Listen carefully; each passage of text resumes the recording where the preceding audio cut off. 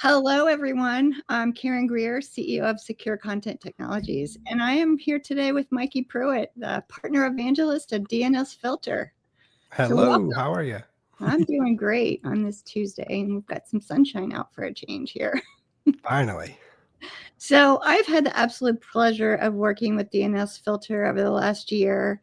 And today we're joining together to have a lively discussion on how the state of cybersecurity and education is and what DNSFilter brings to the party to protect our schools.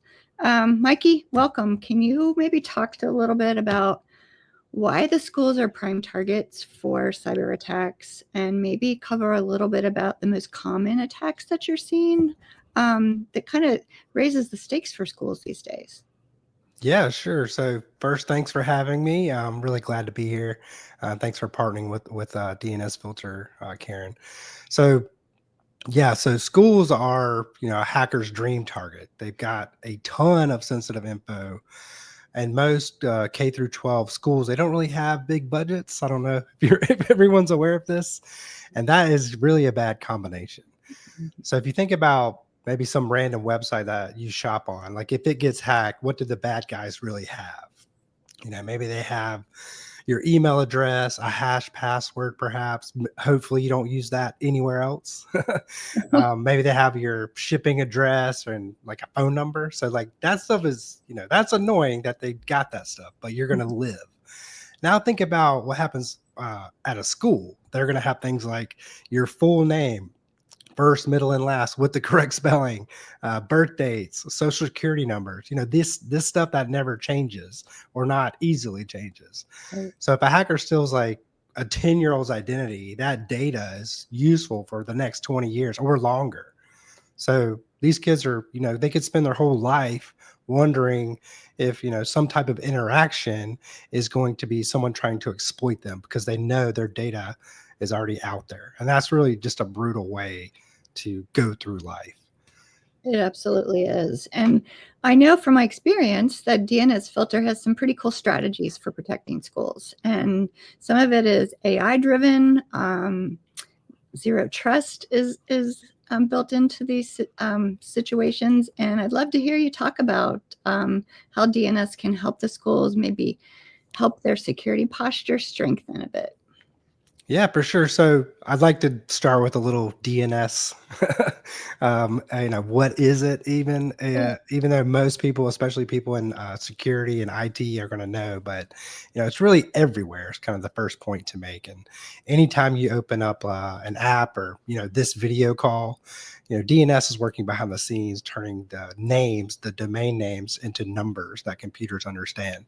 So it's not just browsing; it's your smart fridge is making these DNS queries, and so much of the internet relies on DNS. Like it would be crazy not to put a layer of protection there.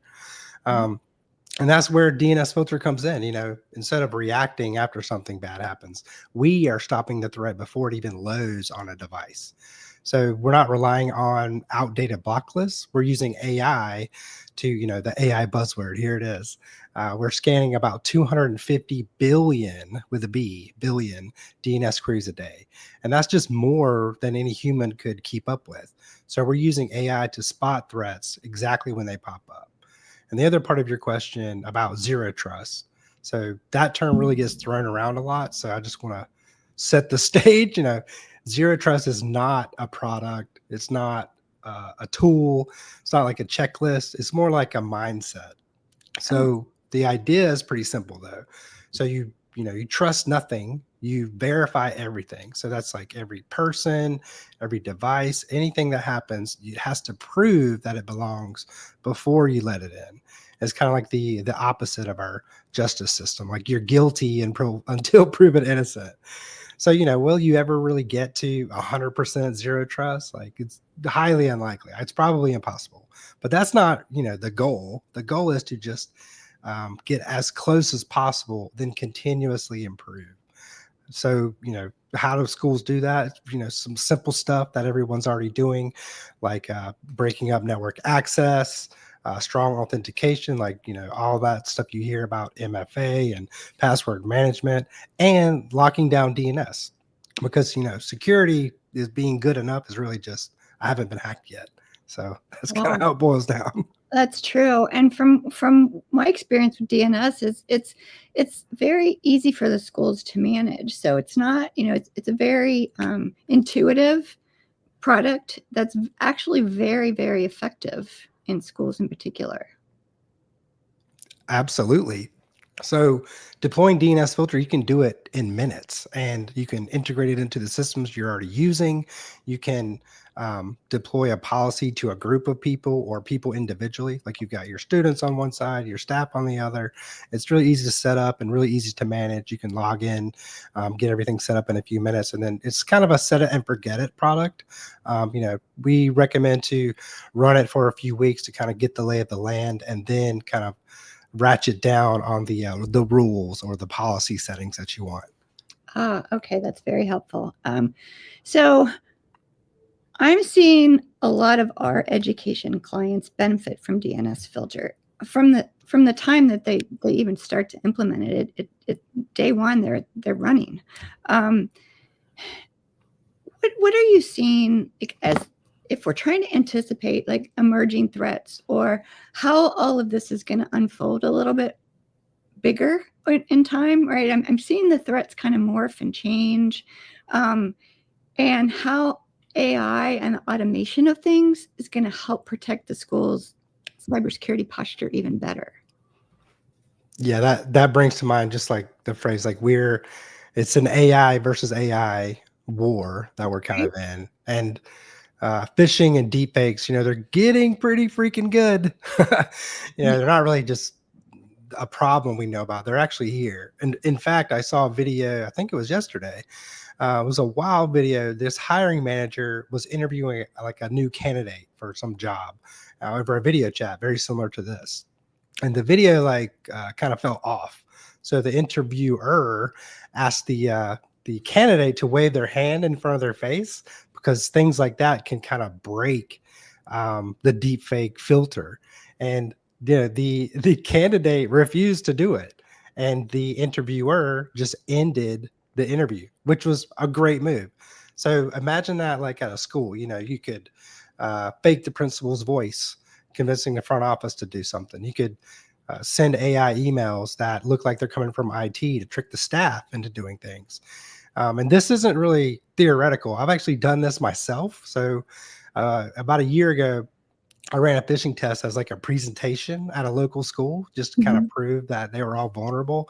And I tricked nearly all the students and most of the staff into giving up their credentials for their school's portal. And if I was a real bad guy, that would have been game over for them. So I Oh, was kind of like trying to give them a wake up call. And part of that wake up call is like, you have to trust your gut that something is amiss here, and then take actions to just exit from that situation, if you can.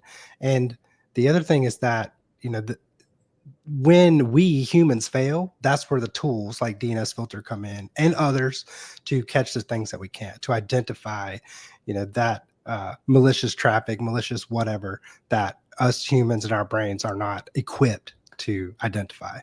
that is very enlightening. I hadn't heard that story yet. I'll send you a link. It's on LinkedIn is where I saw it. Yeah, do send it to me. That's actually super cool that the person shut down the interview. Yeah. Because I don't think everybody's always that in tune to what might be happening. But Yes. that's Most people would not be as perceptive. right. But it goes back to the old trust your gut, like you said, which we all need to do more often. And that whole see something, say something, all of those things are ring true to this day. Absolutely. Well, thank you so much, Mikey. It's such a pleasure talking to you always. And I look forward to hopefully doing multiples of these through the years. So, because our education clients, me in particular, I have a very, very strong passion for protecting education and understanding their budgets and all those things, and just giving them the love they need. Yeah, absolutely. Education gets the short end of the stick often. And one thing I didn't mention is DNSFilter has very generous pricing for education. So just throwing that out there at the end. Oh, that's a very helpful tidbit. Yes, we will run with that. Keep that in mind. Thank you for having me, Karen. Thank you. I'll talk to you soon. And thanks everyone for joining us today. We appreciate you.